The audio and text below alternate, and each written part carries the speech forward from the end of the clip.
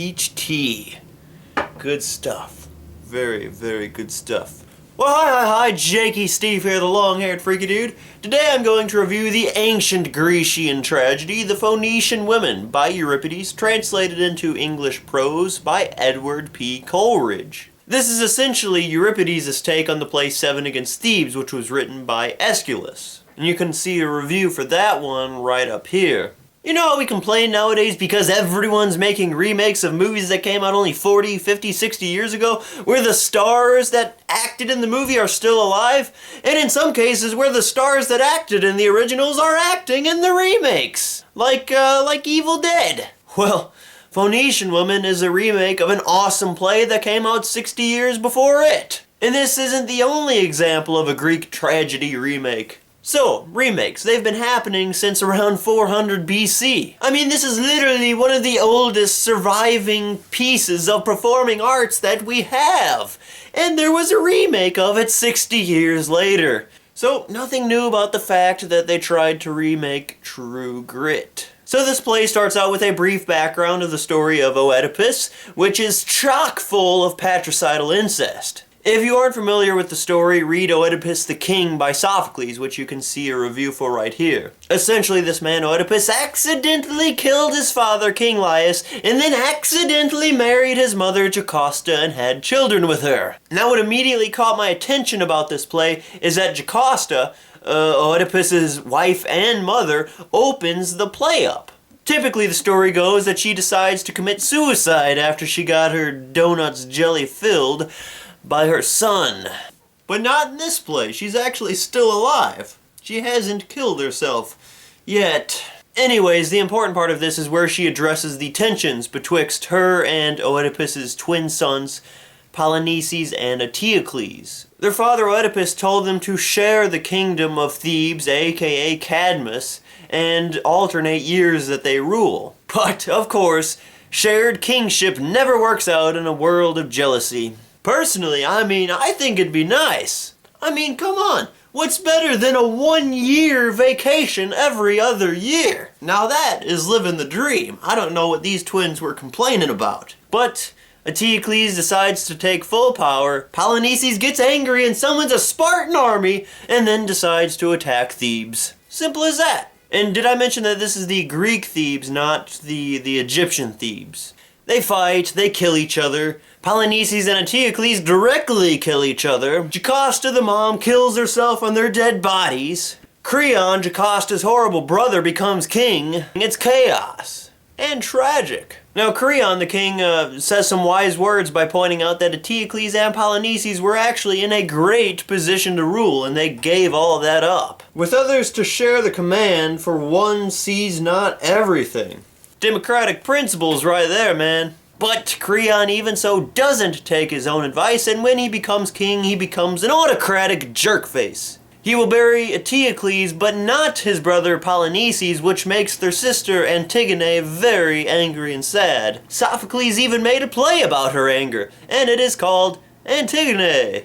But she really is a great woman, a great character who cherishes family above everything else. She risks her life to get proper burial rites for her brother. And in Antigone by Sophocles, she actually gives her life to get burial rites for her brother. Now, bear in mind how important burial rites were in the ancient Greek culture. Proper burial rites were essential for going on into the next world. And in addition to all of this, she was the only one of Oedipus's family who actually felt bad for him and felt sorry for his curse. And when this play is all done and over, she elects to exile herself along with her blind and exiled father so that she can help him through life. Just a great gal. She's the only one who actually still cares about Oedipus, her father. Now, Euripides is great at creating some strong female heroines, and Antigone is just another example of that. This play deals a lot with power, possession, and family conflicts. At one point, Jocasta asks Eteocles and Polynices to settle their conflicts so that no more blood is shed. They each give defenses of their case, their standpoint, and each make some good points, but in the end I think they were both fools, and Jocasta seems to agree. Man indeed hath no possessions of his own.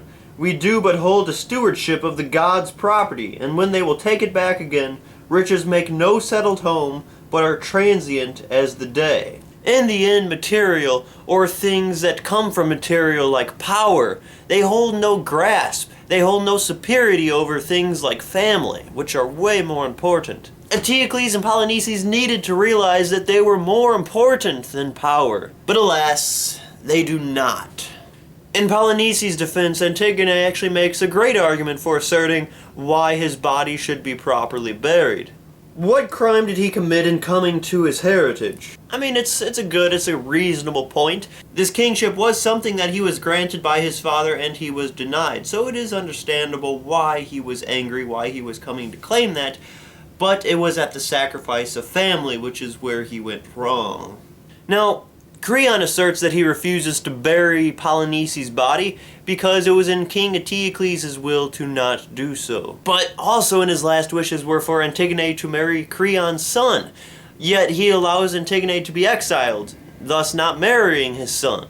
So the very logic which made him so staunchy about not burying Polynices' body obviously doesn't hold true without hypocrisy. If he really did care about Eteocles' wishes, which was his defense, then he should have let Antigone not be exiled at all costs. He should have forced her to marry his son. So in the end, I think this inconsistency of his logic made him more unappealing than had his logic been consistent. Now, it would have felt really bad for Antigone for having to marry his son, but at least he would have been true to his reasoning. And finally, there's just one quote which I think would be absolutely hilarious if it were taken out of context. Eteocles comes running up to his mama/grandma and says to her, "Mother, I am here, but it was only to pleasure thee that I came."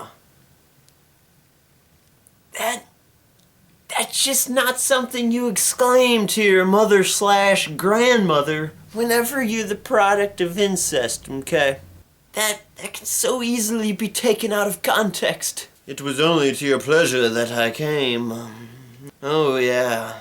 Totally not sexual. Well, I don't know, are you Team Eteocles or Team Polynices, or are you against both? Answer in the comments section below. Well, I'm Jakey Stief, the long-haired freak dude. Thank you for watching this book review. If you want to see more book reviews over things like literature or philosophy or science or math, then might I suggest taking the Great Book Challenge. I'm sure it is something that you would love to do.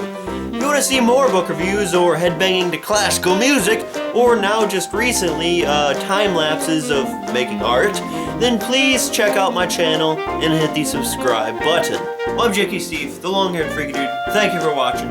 See you in the next video. Have a good day.